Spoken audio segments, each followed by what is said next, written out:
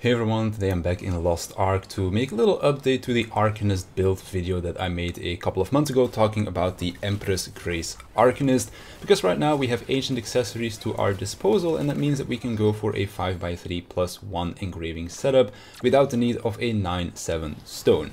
If you do have a 9/7 stone, then I'll also go over the options that you can run with that in the later half of the video.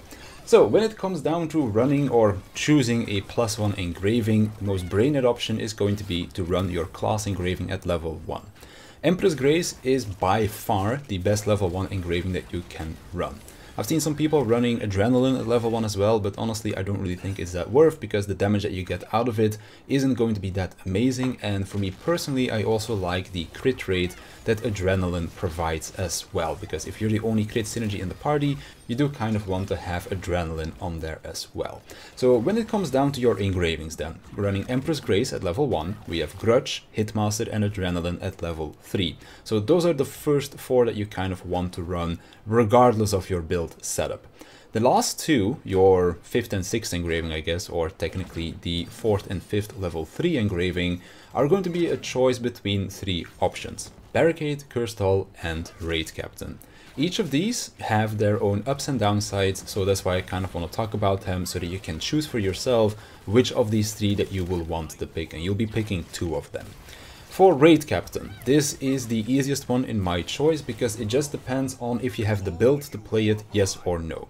If you're playing with the movement speed build, the one that you can see in the gameplay in the background and the one that I've been playing for like the last couple of months ever since the rework, then Raid Captain is going to be the best option here. Provides a lot of damage, you're always going to be able to hit that movement speed cap because of the movement speed tripods that are on all of your blue skills, and it is also the engraving that doesn't have any negative drawbacks. If you were to give a negative of Raid Captain, then basically it would be that you need to play this specific build. If you're playing another build where you don't have all of these movement speed resources, then Raid Captain either becomes very difficult to play around and much more effort than it's honestly worth, or just not viable at all. So that kind of comes down to your personal preference. If you like playing the movement speed build, then Raid Captain is a really good option. If you don't like playing the movement speed build, then Raid Captain is just not a great option at all, and then you're left with the 2 options of Kirstal and Barricade. If you do have a Raid Captain setup, however, then you need to choose between one of these 2, Kirstal or Barricade, and not both of them. They both have their ups and downs, and it basically comes down to your personal preference of what you want to deal with. When it comes down to Barricade, you of course don't have any negatives attached to it that are detrimental to your survivability, because Kirstal has that negative healing impact.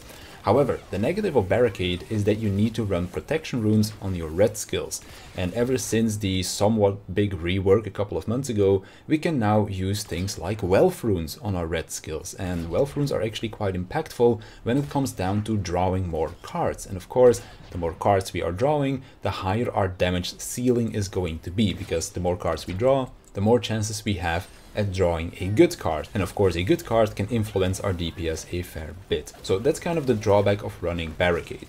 Yes, it's good for your survivability, but your damage ceiling is going to be lower. And using your Awakening also becomes a little bit more finicky, because you kind of want to have a shield when using your Awakening, otherwise you're not going to get the Barricade effectiveness on the damage output of that. When it then comes down to Kirstal, this is the highest damage ceiling engraving, because you're very flexible with the runes that you want to run, so you can slot whatever you want onto your red skills, be it wealth runes or something else.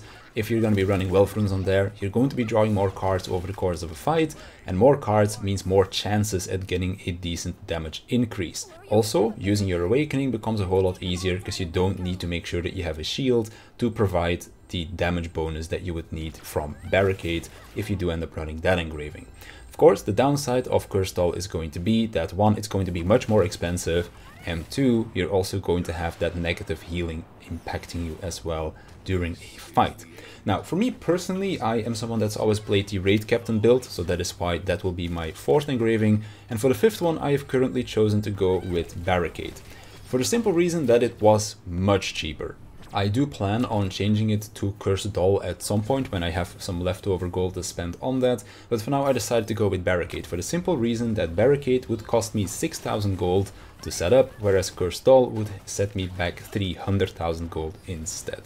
I already bought the Barricade books like months ago for my destroyer, so that was kind of a non-factor, and buying a Barricade accessory would set me back about 5,000 to 6,000 gold. So that is why I decided to go with that route for now to finish my build. And whenever it comes down to progging new content, which Arcanist is my main class, so I'm always going to be progging the new content on her, I'm gonna get hit in new content because I don't know the mechanics, I don't know the normal patterns, and then having to deal with Kirstal can be quite a pain in the ass for my potions and also for my support who is trying to keep me alive. So that's why I decided to go with a Barricade build for now, because whenever I am progging new content, which I'll always be doing on my Arcanist, I'm not gonna have to deal with Kirstal's negative effect. On the other hand, whenever I do get comfortable on these encounters, I would like to have a Kirstal build that I can switch towards, because that is going to be the highest damage potential.